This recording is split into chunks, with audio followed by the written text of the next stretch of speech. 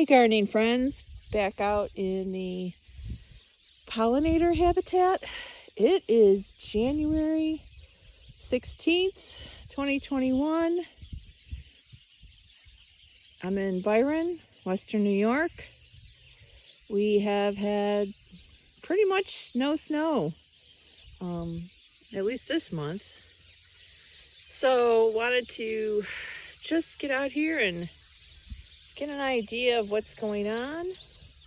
Check out shrubs, and one of the things I've noticed is I always get the name of this one wrong, I believe it's Kalecanthus, has had some deer damage. You can see there, they've come in and clipped a couple of spots.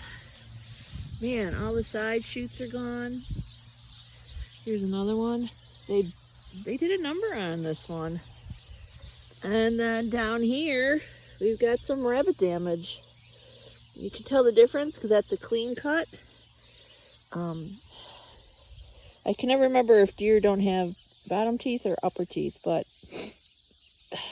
that's why they leave this ragged edge. They only have one set of teeth. So, yeah, this has been nibbled on. I think I will find some fencing and fence it. So the deer are wandering in here even though I have my chair blocking the path. And what I really wanted to come out and check was the white clover.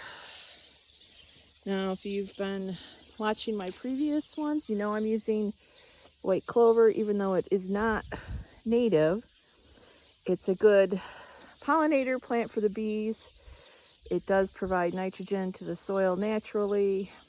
It's a great ground cover, and it's been keeping out my foe, which is over here, the garlic mustard.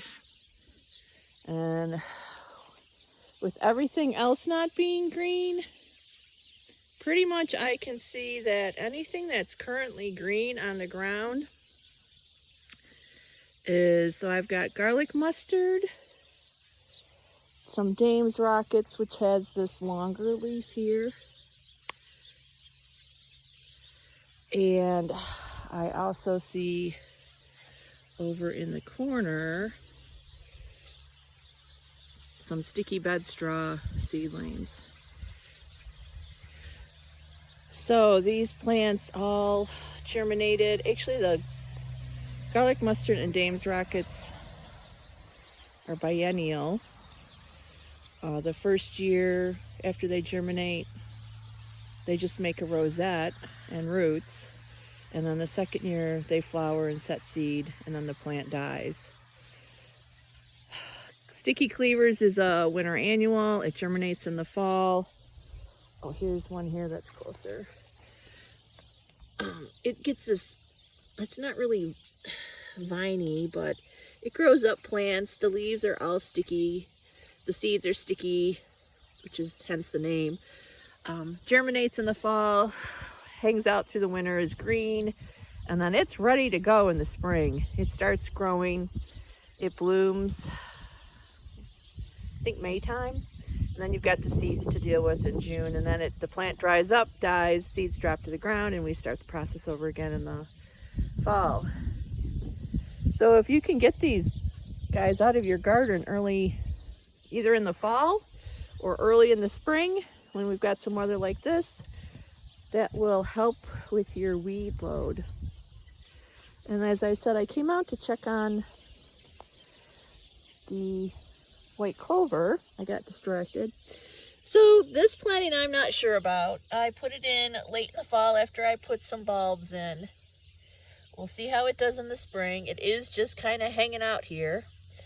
It was rather late, but I thought I'd give it a shot anyway and see what happened. Little experiment. And then over here, this was last spring, and this was, well, the first fall I did some clearing. So you can see that the rabbits have come in and they've been eating on it. There's also some ground ivy mixed in here that the clover has not kept out. Dame's Rocket. Dame's Rocket seems to have snuck in better than the garlic mustard. So that will be some early weeding. And then I've got another patch of garlic mustard and sticky cleavers over here. Well, these were my fenced in spice bushes. I had a couple of seedlings. Tree that I've got healed in for the winter. 9 bark. Have they been eating on the 9 bark? No. Yes, a little bit, but not as much as that other bush. And I don't think. Oh no, did they? Yep, they even took a bite off the rose. But looks like maybe they didn't attack the rose. All right, so that's the pollinator garden. And one reason I wanted to come out is I'm planning next year to expand pollinator plantings into this area. And the catalogs are out. Things are ready. You gotta, I'm getting ready to order stuff. I do order native plants. There's a couple of companies online. There's one that I've been using. I try to buy local when I can, but some of the plants just aren't available as a species. So I do a mix. The online one, the plants come smaller. They're a little less expensive. You've got a bigger variety. And, we want to plant in drifts. So here is where I was trying out some plants. So there's only a couple of each plant. But in the back, I wanna do some drifts. And I watched a webinar that Doug Tallamy gave yesterday on growing more natives and the relationship between our native plants, our native insects, and as you go up the food chain. The insects need the plants, the birds need insects to feed their young. There are other predators that either eat insects or eat other animals that have eaten the insects, rodents, birds, and the like. So just doing a little walkthrough. I think after the webinar, I was feeling inspired, and if it had been April, I probably would have come home and started ripping out some of the other invasive things on my property. But I also am happy as to where I am when you start thinking about native plants on my property. When I bought this property it'll be 28 years this year, this was all lawn. The only thing here was the line of Norway spruce along the back boundary. There were no trees here. This was all lawn. It was all mown from the property line where the field is to the road. And honestly, I didn't plant very many of these trees. I think the only thing I actually planted, I've got a linden back here. That was the only one I think I actually planted. Oh, and there's a tulip tree down in the corner that I planted. This is poplar that blew in. I had one, we'll call it the mother black walnut, up by the house. And every black walnut is from that tree. The squirrels or whatever have spread them around. I had one catalpa, which is over by the house, and I had one silver maple, and Norway spruce they had used as they must have bought some as conservation plants or whatever, but there were 3 groupings of Norway spruce. They're all kind of declining. I think they're at the end of their life cycle. They're not a real long-lived plant. And yeah, I've been trying to figure out how to get some evergreens underplanted or interplanted so that when the Norway spruce are gone, there's something coming up. But evergreens like sunlight, so it's been hard to come up with something to get started. And this also was all mown lawn. Now I stopped mowing some sections years ago, and I've in recent years expanded the unmown sections. And basically they came in as goldenrod and asters. That's where my plants have come from. I did plant the cup plant, sorry. And this is a, oh, now I can't remember the name of it. Yeah, it is a native grass that I did buy and plant. One of the things I did put in was bayberry for the birds, because it has berries that bluebirds are supposed to like. The bayberries have kind of petered out and the sumac have taken over. I didn't plant the sumac. So we've got some wood piles. Because I have a bigger property, I can do that. And wood piles are great for the birds, for small animals. You also have to know that, you know, ticks can use these edges too because of the higher humidity for them. So you have to take precautions. Because it's above freezing, deer ticks can be active. I've got my long socks on and my pants are tucked into my socks. My shirt's tucked into my pants, and I put a repellent on. And I'm working on removing the tree we had to take down. There was a mulberry in here that had a bacterial canker disease. But the trees that are remaining are black walnut. Another tree that I planted, this is not a native, it's a horse chestnut that I planted. I just put a nut in the ground, and then I did plant hackberry because that was supposed to be another bird-friendly plant. So I was very interested in growing my landscape for bird watching because that's what I was interested in besides gardening. So the hackberry was supposed to provide berries. I don't know if it does. I've never really, I know that way up at the top there are some, but the hackberry spreads itself. The only thing is it's not something I would probably plant again. It suckers like crazy, so I do have a little wood lot, which is nice, but it's also a softer wood. And you can see I've had some crack.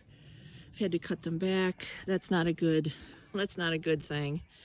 The water will be getting down in that. And originally I planted 5.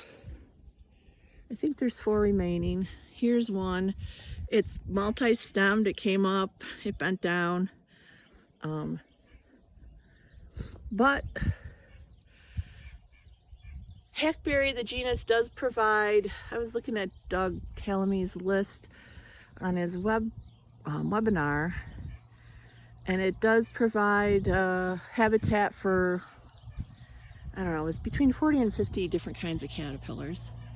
So it is good caterpillar food for the birds that want to try and raise young in the spring.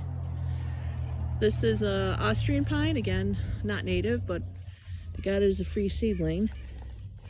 You can see the sapsucker damage. The sapsuckers like it, which is basically why I haven't taken it down yet. It's been declining. It's got something fungal. It's just working its way up the tree.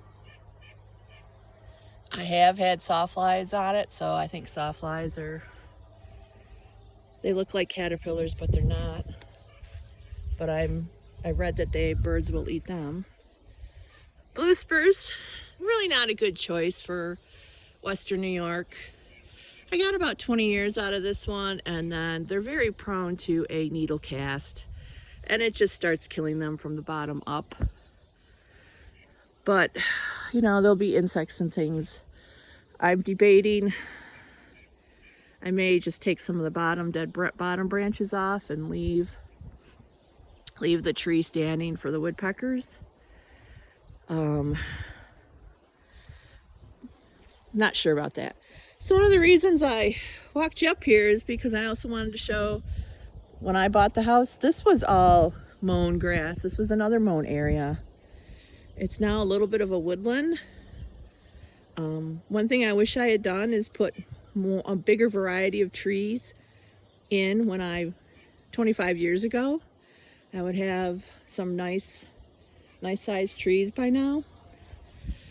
And then the other reason I wanted to walk you up here is I think this is a spot I'm going to have to start tackling.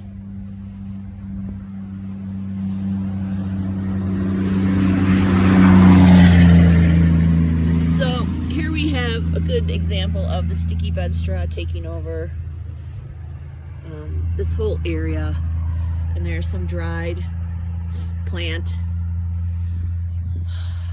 What's up in here? There were some lilacs, not native, black locust, native to the United States, maybe not necessarily New York, but it does have great flowers. The bees love it. Little juniper. But when I moved in, and I'll try to wrap this up quickly now. When I moved in, this is the northwest corner of my property, and I wanted to create a hedgerow and not a mess. And through a conservation organization, I bought, don't yell at me, autumn olive, which is now on the invasive species list. It's invaded a lot of our natural areas, but it was touted as bird food because it has berries in the fall, and it has tons of flowers in the spring which smell intoxicating. The bees and my bumblebees love it, but the berries in the fall are high in sugar and not lipids and fats that our migrating birds need. So it's kind of like us eating candy instead of vegetables.